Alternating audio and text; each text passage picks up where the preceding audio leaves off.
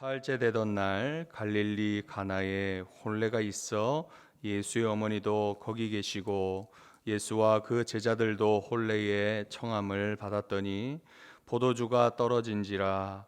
예수의 어머니가 예수께서 이르되 저들에게 포도주가 없다 하니 예수께서 이르시되 여자여 나와 무슨 상관이 있나이까? 내 때가 아직 이르지 아니하였나이다. 그의 어머니가 하인들에게 이르되 너희에게 무슨 말씀을 하시든지 그대로 하라 하니라. 거기에 유대인의 정결 예식을 따라 두세 통 드는 돌 항아리 6이 놓였는지라. 예수께서 그들에게 이르시되 항아리에 물을 채우라 하신즉 아귀까지 채우니 이제는 떠서 연회장에게 갖다 주라 하심에 갖다 주었더니 연회장은 물로 된 포도주를 맛보고도 어디서 났는지 알지 못하되 물 떠온 하인들은 알더라. 연회장이 신랑을 불러 말하되 사람마다 먼저 좋은 포도주를 내고 취한 후에 낮은 것을 내거늘 그대는 지금까지 좋은 포도주를 두었도다 하니라. 예수께서 이 첫 표적을 갈릴리 가나에 행하여 그의 영광을 나타내심에 제자들이 그를 믿으니라. 그 후에 예수께서 그 어머니와 형제들과 제자들과 함께 가버나움으로 내려가셨으나 거기에 여러 날 계시지는 아니하시니라. 유대인의 유월절이 가까운지라. 예수께서 예루살렘으로 올라가셨더니 성전 안에서 소와 양과 비둘기 파는 사람들과 돈 바꾸는 사람들이 앉아 있는 것을 보시고 노끈으로 채찍을 만드사 양이나 소를 다 성전에서 내쫓으시고 돈 바꾸는 사람들의 돈을 쏟으시며 상을 엎으시고 비둘기 파는 사람들에게 이르시되 이것을 여기서 가져가라. 내 아버지의 집으로 장사하는 집을 만들지 말라 하시니 제자들이 성경 말씀에 주의 전을 사모하는 열심히 나를 삼키리라 한 것을 기억하더라. 이에 유대인들이 대답하여 예수께 말하기를 내가 이런 일을 행하니 무슨 표적을 우리에게 보이겠느냐.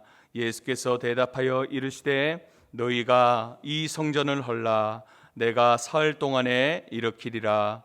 유대인들이 이르되 이 성전은 46년 동안에 지었거늘 내가 3일 동안에 일으키겠느냐 하더라. 그러나 예수는 성정된 자기 육체를 가리켜 말씀하신 것이라. 죽은 자 가운데서 살아나신 후에야 제자들이 이 말씀하신 것을 기억하고 성경과 예수께서 하신 말씀을 믿었더라. 유월절에 예수께서 예루살렘에 계시니 많은 사람이 그의 행하시는 표적을 보고 그의 이름을 믿었으나 예수는 그의 몸을 그들에게 의탁하지 아니하셨으니 이는 친히 모든 사람을 아심이요 또 사람에 대하여 누구의 증언도 받으실 필요가 없었으니 이는 그가 친히 사람의 속에 있는 것을 아셨음이니라. 아멘. 요한복음은 마지막 장에 보시면 기록의 목적이 있습니다.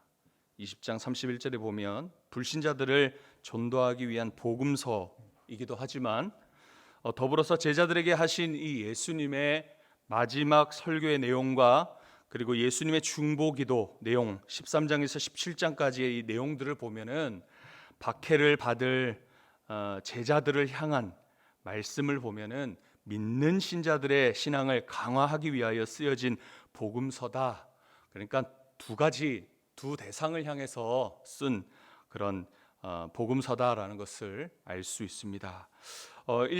지난 1장에서는 로고스 즉 말씀이신 예수 그리스도께서 태초에 하나님과 함께 창조 사역을 하셨다 함에 대한 예수님에 대한 이 요한의 증언과 그리고 세례 요한의 증언, 제자들의 증언 차례대로 이렇게 예수님의 정체성에 대해서 말씀하는 내용이 1장의 내용입니다. 오늘 2장에서부터는 생명의 빛 대신 예수님의 활동이 시작되면서 여기 2장에서 두 가지 사건을 다루고 있습니다. 첫 번째 사건은 우리가 너무나도 잘 알고 있는 가나 혼인잔치고요. 두 번째는 성전 정화 사건이 나옵니다. 오늘은 가나 혼인 잔치에 대한 부분만 함께 살펴보겠습니다. 자, 여기 가나 혼인 잔치에는 예수님과 그리고 그의 어머니와 마리아 그리고 제자들이 초청을 받아 갑니다. 유대 민족의 당시 이 혼인 잔치는 일주일 동안 성대하게 치러지게 되어집니다. 이때 초대장을 보낸 사람만 참석할 수 있게 이제 되어집니다. 그래서 이 혼인 잔치의 입구에서 이 초대장을 확인한 후에 이 연회장으로 들어가게 되면 이제 다 사람이 채워지면 문을 닫습니다. 그리고 나선 그 안에서 마음껏 연회를 즐길 수 있는 것이었습니다.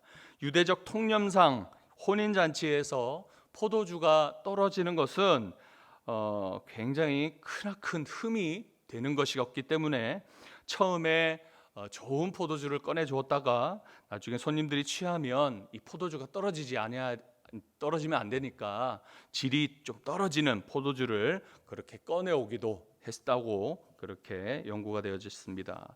그런데 예수님이 초대받은 이 혼인 잔치에 포도주가 떨어졌다는 소식을 어머니 마리아에게 듣게 되어집니다. 그러자 우리 예수님께서 4절에 이렇게 말씀하십니다. 같이 읽어보겠습니다. 4절입니다. 시작. 예수께서 이르시되 여자여 나와 무슨 상관이 있나이까 내 때가 아직 이르지 아니하였나이다. 자, 주님은 어머니 마리아에게 뭐라고 부르고 있습니까? 여자여라고 부르고 있죠. 우리나라의 문화로서 예의가 참 없게 보이는 그런 모습이기도 합니다. 그렇지만 예의를 갖춘 채로 불려지는 호칭이 바로 여자여라는 말입니다. 내 때가 아직 이르지 않았기 때문에 포도주가 떨어진 것은 이 구원 사역과 상관이 없다, 그렇게 말씀하는 것입니다. 여기서 내 때가 아직 이르지 않았다라고 말씀하십니다. 이 내 때는 이 시간은 메시아로서 적절히 드러내야 할 때를 말씀하시는 겁니다.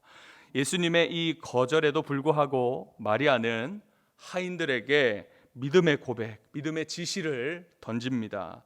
하인에게 그저 한마디 던지는데 이 말은 오늘날 지금 우리가 함께 들어야 할 말씀입니다. 5절 같이 읽어보겠습니다. 시작.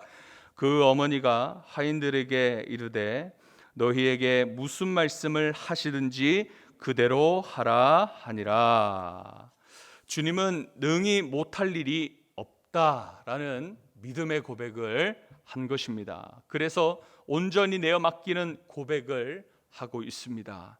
이것이 오늘날 우리에게 교훈이 되어지는 고백입니다. 그저 우리는 도우심을 구할 뿐입니다.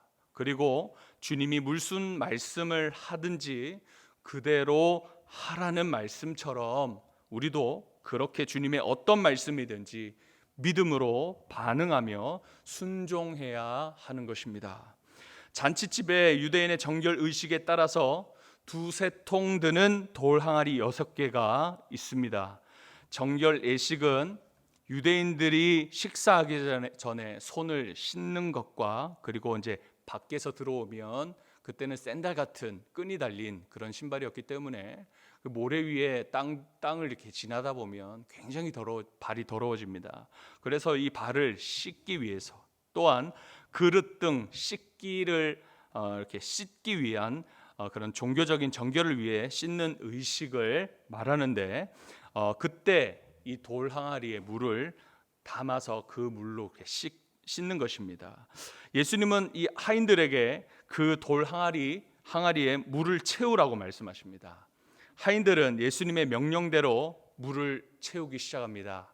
아귀까지 채우는 신뢰를 보여주고 있습니다.